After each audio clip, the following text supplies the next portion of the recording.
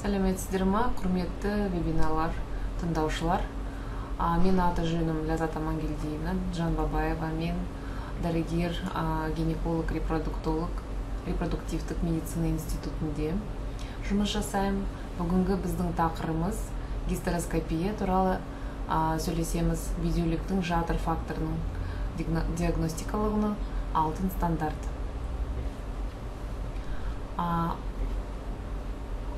Бізге айтатын көп нәрсе бар бүгін. Біріншіден, гистероскопия деген ол оптикалық жүйелері арқылы жатыр қуысының қабырғаларын тексеру арналған әдісі. Біріншіден, Пантелеоне деген дәрігер 1869 жылы ең алғашқы рет цистоскоп сияқты құрылғыны пайдаланып алғаш рет гистероскопияны шығарды. 60 жастағы әйелде жатырлық қан кетуге себеп болған полип тәрізді үзілулерді анықтады гистероскопиямен. Содан бері көп уақыт өтті. Медицина біздің көп нәрсе өзгерістер жасады ол жолда. Енді қазіргі кезде гистероскопияны жасайтын жабдықтар осылай болып көрінеді. Неден ол құралған? Біріншіден, ол операциялық гистероскоп жинағы, ол жарық көзі. Бізге бейнелеу мониторға жіберетін жарық және эндоскопиялық бейне камера, архивация және бейне құжаттау жүйесі. Ол жүйесі бізге бүкіл операцияны құжаттау және оны сақтау мүмкіндік береді. Ол кезде пациент әр уақытта дәрігермен бірге сол видеозаписті көру мүмкіндік болады.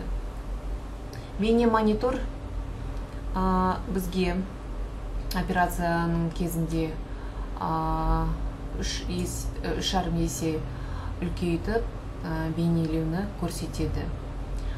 Және гистеропомпа деген осындай газбен немесе сумен жатырды толтырып көру үшін керек нәрсе. Жатыр мойны және жатыршылық араласуларға электрохирургиялық операция жүргізуші құралдар электро жоғары частоттық блогы осында арналасқан. Негізі гистероскоптар әртүрлі болады. Диагностикалық оптиканың диаметрі 2 мм. Ол бізге береді сондай ең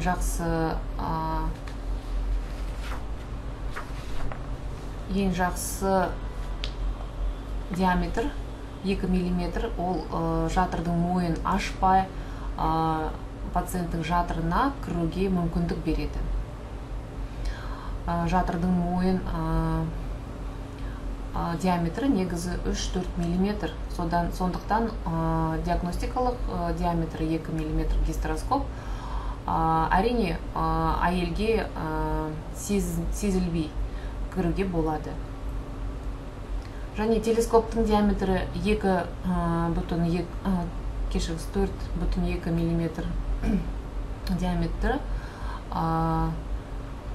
бұлай көрінеді. Ол деген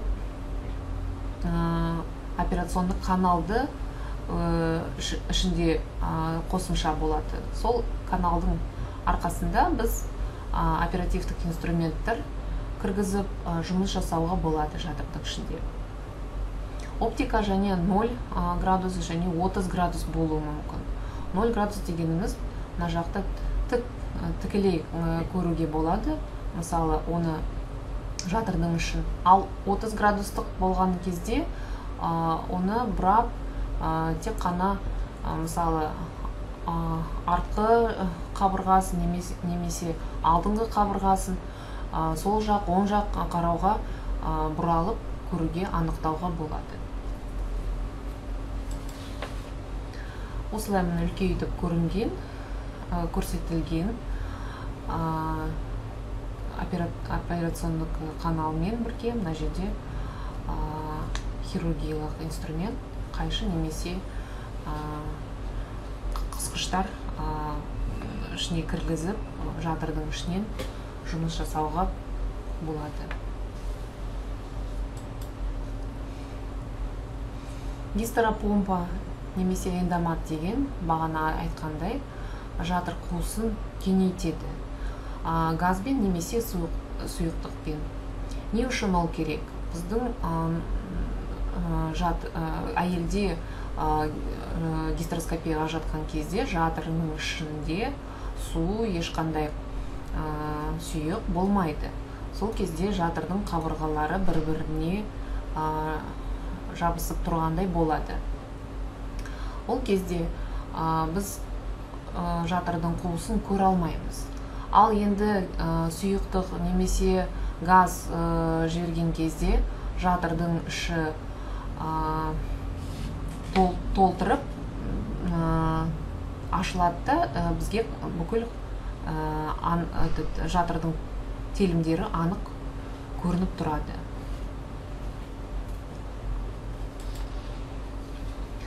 Гистерезектоскопия деген қосымша істелінетін әдіс. Гистероскопиядан кейін, мысалы, гистероскопияның кезінде біз жатырдың ішінде патологиялық процесс тапылған кезде, мысалы, полиптер, миома түйіншіктер, немесе перегородкалар деп айтамыз, немесе синехиялар болған кезде гистерезектоскопияға көшіп, осындай басқа инструменттер қабылдап, осы табылған патологиялық процесті алып тастауға болады. Сол үшін арналған осындай әдіс. Мына жерде қосымша операциондық каналы ішінде болады. Сол үшін инструменттер ішіне кіргізіліп, бейне мониторға қосылып, әрине жатырдың ішінде қандай процесстер болып жатыр, біз не істеп жатырмыз, соны бәрін көруге болады. Мына жерде гистерезектоскоптың операциондық инструменттер көрсетілген. Мынау ілмек, мысалы, мынау қысқыштар. Осы ілмекпен кейін мен көрсетем, қалай жұмыс жасауға болады. Гистероскопияға көрсетулер қандай болады? Біріншіден, босанудан кейінгі кезінен асқынған ағымы, жүктілікті мерзіміне дейін көтермеу. Үшінші, ол бедеулік болған кезде әрине жасалынады. Жатыр қабырғасының перфорация болған кезінде анықтау үшін қай жерде тесік бар, қандай ол қан ағып жатыр ма, не болып жатыр сол жер, сол үшін анықтау үшін гистероскопия жасалады. Жатыр қуысында бөтен дене. Бөтен дене қалай жатырдың қуысына кіруі мүмкін? Немесе, мысалы, спираль салған кезде, бірнеше жыл өткеннен кейін, мысалы, алған кезде бір қуысы қалып қалуы мүмкін. Немесе жібі үзіліп кетуі мүмкін, алынбайды. Сондай кезде гистероскопияның арқасында ол спиральді алып, жатырдың қуысынан тауып, анық оны алып тастауға болады. Жатыр қуысында ұрықты жұмыртқаның қалдықтары. Кей кезде, екіқабат болған кезде әйелдердің жүктілігі мерзімнен дейін тоқтап қалу, ары қарай дамып өспеу болған кезде өзімен өзі түсік болуы мүмкін. Немесе оны қырып алып тастайды, мысалы, гистероскопиясыз. Сондай кезде жатыр қуысында жұмыртқаның қалдықтары болуы мүмкін ұрықтың. Әрине, ол бөтен дене сияқты жатыр дұрыс өз жұмысын істей алмайды. Сондықтан қан ағымы болуы мүмкін, ауыр сезім болуы мүмкін. Ол кезде оны алып тастау керек. Жатыршілік синехиялар. Қабыну процесс болған кезде синехиялар пайда болады. Оларды соны анықтап алып тастауға болатындай әрине істеу керек. Жатыр дамуының ақаулары.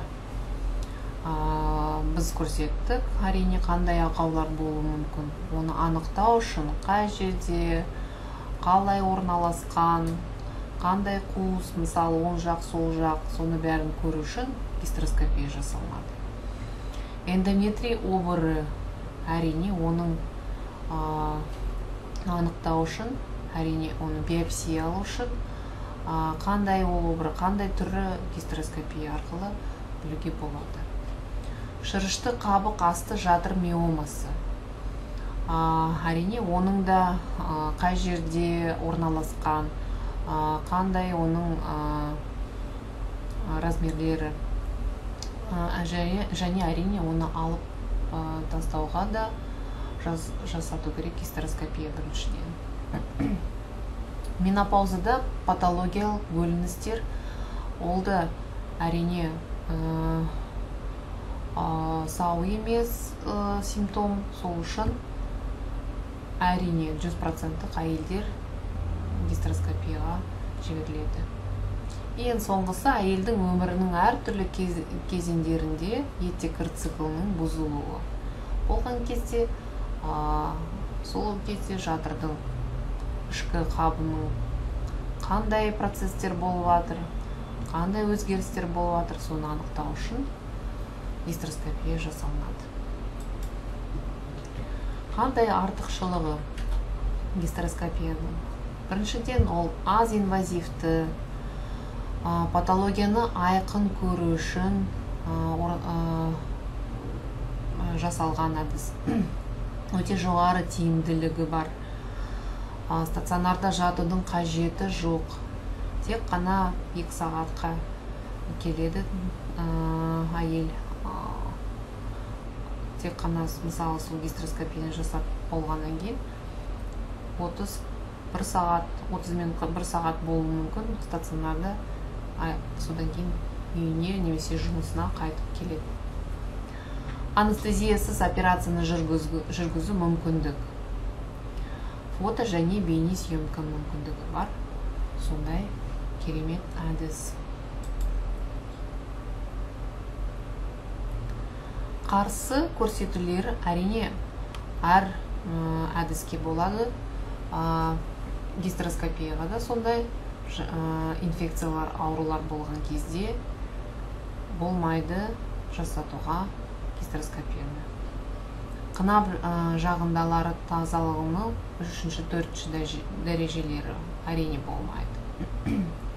Емдеу керек оны. Содан кейін ғана гистероскопия жасатуға болады. Жыныс мүшелерінің жедел қабыну аурулары. Әрине, ол кезде ешқандай диагностикалық әдіс жасалмайды. Басқа ағзаларының ауыр аурулары. Мысалы, жүрек, бауыр, бүйрек аурулары болған кезде терапевт, кардиолог немесе гепатолог өзінің несін рұқсаты беріп, содан кейін ғана жасалынады. Жүктілік кезінде ондай болмау үшін, мысалы, кейбір кезде әйел білмеуді мүмкін, ол жүктілік кезінде ма, немесе жай задержка болып тұрма, оны әрине ультрадыбыстық зерттеу жасап, еттекір біткеннен кейін 7-10 күн аралығында жасалынатын әдіс. Жатыр мойынның стенозы. Әсіресе өте қиын жағдай кезде, стеноз болған кезде, әрине гистероскопияны жаса алмаймыз. Таралған жатыр мойынның обыры, ол сондай да процесс болғанда, ол гистероскопия жасалынбайды. Тек қана оперативтік ем ары қарай жүргізіледі. Қандай дайындық керек? Ол әсіресе жалпы зерттеуліктен өту керек әйел. Біріншіден қанның және несептің жалпы талдаулар, қанның үйеуі, ВИЧ, сифилис, гепатит Б мен С ифа реакциясымен тапсырылу керек. Қан тобы және резус фактор, флора және тазалық деңгейіне жағынды, кіші жамбас мүшелерінің ультрадыбыстық зерттеу, электрокардиограмма кардиологтың қорытындысы болу керек. Осындай дайындықпен айтатын анестезия туралы айтатын болсам, жансыздандыру әрине болмайды гистероскопияның кезінде. Көбінесе жергілікті анестезия пайдаланады, немесе жамбасқа салынып ауыртпайтын укол, сонымен істетуге болады.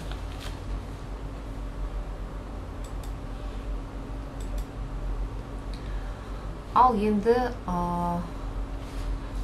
суреттерге көшкен кезде, осы жерде жатырдың қуысының қалыпты көрінісі боп көріп жатсыздар. Бұл жерде түтікшілердің ауыздары ашылады. Бұл жерде біз айтамыз, жатырдың қуысының нормасы, мысалы, қандай әйелде болу керек, сау әйелде, сондай жатырдың қуысын көріп жатсыздар суретінде. Бұл жерде сарғыш түспен тілімдер көрініп тұр. Ондай кезде біз эндометрит бар деп ойлаймыз, қабыну бар деп. Сол кезде биопсия жасатып, эндометридің тілімін алып, гистологиялық результатын күтіп, содан кейін анықтаймыз. Бар ма эндометрит ол жерде, жоқ па? Эндометрийдің гиперплазиясы болуы мүмкін. Ол деген не? Жатырдың ішкі қабығының ұлпалары өсіп бір жерде, мысалы, бір қабырғасында үлкейіп өсіп, осындай гиперплазия беру мүмкін. Сол кезде оны алып тастау керек. Себебі ол патологиялық процесс, жатырда болмау керек. Гиперплазияның әртүрлі жерде көрініп тұр. Мынау артқы қабырғасында өсіп жатқан гиперплазия. Осындай сол оң жақта өсетін қабырғаларында болады гиперплазия. Мынау алдындағы қабырғасында. Жатырдың қуысының синехиялар пайда болуы мүмкін. Осыны, мысалы, жатырдың қуысы анық көрінбейді, себебі алдыңғы артқы қабырғалары бір-біріне жабысып қалған. Ол синехия деген адгезивтік процесс болған кезде, көбінесе инфекция болған кезде, жыныс қатынас арқылы көшіретін инфекциялар, мысалы, хламидия, уреоплазма, микоплазма, сондай болған кезде, трихомониаз болған аурулар кезінде, және аборт болған кезінде жатырдың қуысын қырып болғаннан кейін осындай процесс болуы мүмкін. Сондай синехияларды біз ажыратып, жатырдың қуысын нормасына келтіріп істетуге болады. Ондай кезде әрине оны кесіп ажыратамыз. Сол кезде жатырдың қуысы еркін болып ашылады. Осындай түрлер болады. Синехиялардың, мысалы, түтікшілер аузында болады синехиялар. Немесе жатырдың мойнында болуы мүмкін. Полиптер деген ол да негізі жатырдың ішкі қабығында эндометриядан ұлпа көбейіп өседі бір жерлерде. Мысалы сол полиптер жатырдың қуысында болуы мүмкін және жатырдың мойнының ішінде болуы мүмкін. Сондай кезде полиптерді алып тастауға болады гистероскопиямен немесе гистерезектоскопиямен мысалы, және оның гистологиялық результатын күтіп, ары қарай ем жазып болғаннан кейін әйелде осындай патологиялық процесс екінші рет болмау үшін ем жазылады. Полиптер болған кезінде ол бөтен дене сияқты осындай жатырда екі қабат болу мүмкін емес. Себебі ол бөтен дене жібермейді осы жерге бала жабысуға ешқандай шарт болмайды. Мына жерде сіздер көріп тұрсыздар полиптің суреттерін. Жатырдың ішінде полип, мынау да жатырдың ішінде артқы қабырғасында өскен. Мынандай және мына операциондық секциялармен біз оны алуға мүмкіндік болады, әрине алып тастауға. Мына жерде бірнеше полип өскен. Мына жерде үлкен полип болып өскен. Әрине оның алуға кейде қиын болады, себебі өте көп фиброздық ұлпалар болса, онда біз гистерезектоскоппен электрохирургиялық күшімен оны кесіп, күйдіріп алып тастаймыз екінші рет өспеу үшін. Гистероскопия бізге жатыр дамуының ақауларында көрсетуге өте маңызды әдіс. Мысалы, мына жерде сіздер көріп тұрсыз, сау әйелдің жатырдың суретін қандай болу керек. Бұл жерде жатырда қалқаны бар.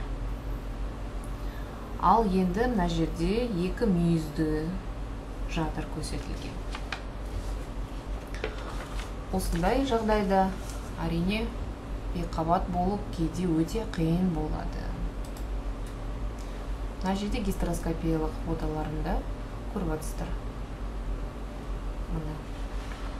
Жатырдың қалқаны бар. Мына жерде екі мүйізді жатыр. Оң жақ, сол жақ кешіріңіздер, оң жақ. И мына нені қалқаны бұзу үшін гистерезектоскоппен мынандай кесетін шағымен электрохирургиялық қосымша күшімен күйдіріп кесуге, ажыратуға оны болады. Осы суретте көрсетілген екі мүйізді жатыр. Ал енді мынандай вариант болса, онда біз айтамыз қалқаны бар, ақауы бар, сондай жатыр. Әрине, гистероскопия жазылған кезде біз миома түйіншіктерінде анықтауға болады. Қай жерде ол өсіп жатыр? Мысалы, бұл жерде көрсетілген жатырдың қуысында өсіп жатыр. Мына жерде жатырдың бұлшық етінің арасында интерстициалдық деп айтамыз. Мына жерде субмукоздық миома деп айтамыз. Ал кей кезде жатырдың үстінде де өсуі мүмкін. Ол субсероздық миома деп айтамыз. Әр түрлі формалары болғанымен гистерезектоскопия жасаған кезде біз субмукоздық миоманы алып тастауға болады. Біз оны істей аламыз. Ал осы миомалардың негізі лапароскопия кезінде алуға болады. Бұл жерде міне суреттерде сіздер көріп тұрсыздар, миома түйіншіктері көрсетілген. Осындай аппақ думалақ болады көбінесе, және олардың әртүрлі локализациясы болады. Мына жерде көрсетілген гисторезектоскоптың петлясымен қалай алуға болады. Қабат-қабат алып, оны кесіп тастауға да болады да, және миоманы анық өскен жерін тауып, сол жерінен күйдіріп, сол жері екінші рет өспеу үшін анық істеу керек. Аденомиоз деген көбінесе жиі кездесетін эндометриоз. Басқаша айтамыз, жатырдың денесінің эндометриозы. Ол эндометрийдің құрылымысымен, функциясымен ұқсас, бірақ жатыр қуысынан тыс орналасқан қатерсіз тіннің өсуімен жүретін дисгормоналды, иммун тәуелді және генетикалық негізделген ауру. Бұл суретте диффузды формалар көрсетілген аденомиоздың, және осы жерде гистероскопияның суретінде көріп тұрсыздар, қалай эндометриядан қанап тұрған көрініп тұр. Осы жерде эндометриолық тілімдер болады. Осындай жағдайда әрине бала жабысатын шарттар болмайды. Біз ондай аденомиоз бар деген ауруды әйелге түсіндіріп айтып, гормоналдық ем жазып, содан кейін өздерді екіқабат болуы мүмкін, түтікшелері өтсе, немесе репродуктивтік технологияның арқасында көтеруге болады. Мына жерде тек қана ішкі қабығында процесс болған. Бірінші дәрежесі деп айталамыз. Ал екінші дәрежесі бұлшық етіне көшіп, мынандай тілімдер қан үйілған сондай тілімдер көрсетіледі, УЗИ-дан кейде уже оны көруге болады. Оны мысалы арғарай асқынып кетсе, уже 3-4 дәреже деп айталамыз. Бүкіл жатыр эндометриозға айналған деп. Гистероскопияның асқынуларын айтқан кезде көбінесе ол хирургиялық асқынулар болуы мүмкін. Әрине, әр оперативтік әдіс өз хирургиялық асқынуларды кей кезде болатындай нәрсе болады. Оны кейін айтамын. Анестезиология асқынулар, жатыр қуысының кеңейтуге байланысты асқынулар, және науқастың жағдайына байланысты асқынулар. Әрине, ол әртүрлі аурулар созылмалы болуы мүмкін әйелде. Сол кезде әр әйел несін сұрап, мысалы, қандай ауруларыңыз бар, соның бәрін тексертіп, содан кейін ғана гистероскопияға жібереміз, мысалы. Ал анестезиологиялық асқынулар туралы айтқан кезде ол көбінесе аллергиялық реакция наркоздың дәрілеріне болуы мүмкін. Жатыр қуысының кеңейтуге байланысты асқынулар ол инструменттік пайдаланған кезде перфорация болуы мүмкін. Мына жерде толығырақ хирургиялық асқынулар туралы бұл слайдта көрсетілген. Біріншіден ол жалған қадам болуы мүмкін. Әрине, ол әйелдерде бірнеше оперативтік ем алған, содан кейін бірнеше рет гистероскопия, мысалы метросальпинография жасалған кезде, дұрыс кеңейтпеген кезде жалған қадам болуы мүмкін. Жатыр перфорациясы деген ол жатырдың былай жалпы сөзбен айтқан тесу. Осындай процентте болады, 4,8% дейін болуы мүмкін. Ол да көбінесе тыртық болған кезде жатырда, бір операция болған кезінде, анатомиялық өзгерістер болған кезінде ғана өте сирек болатын асқынулар. Интраоперациялық қан кету. Әрине біз миома түйіншігін алған кезінде, немесе полип алған кезінде, тамырлар жалпы тесілген кезде интраоперациялық қан болады. Бірақ негізі жатырдың бұлшық еттері тез жұмыс жасап, осы перфорациялық мысалы тесігін тез жауып, сосын қан тоқтайды. Өте сирек кезде болады, өте көп қан құйылып, тоқтамау, сондай жағдай болуы мүмкін. Операциядан кейінгі қан кету, ол 2%-не көбесе болуы мүмкін. Қандай жағдайда? Мысалы, әйелде өзінің созылмалы қабыну процесі ішкі жатырдың ішінде болуы мүмкін. Содан кейін, мысалы, гистероскопия алған кезінде ол қабыну процесі қайтадан пайда болуы мүмкін. Сол кезде жатыр дұрыс өзінің қалпына келмейді, қан жиналуы мүмкін жатырдың ішінде. Гематометрия дейміз оны. Сол кезде қан үйіліп, іште қалуы мүмкін.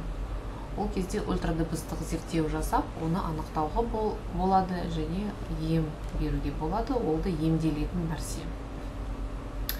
Соңғысы инфекциялар, асқынулар. Инфекциялық асқынулар өте сирек болады. Себебі біз бар әйелдерді зерттеп, инфекциялар жоқ болу үшін мазоктар таза болу керек. Содан кейін ғана гистероскопияға жібереміз. Ол кезде инфекциялар асқынулары болған өте сирек кезде.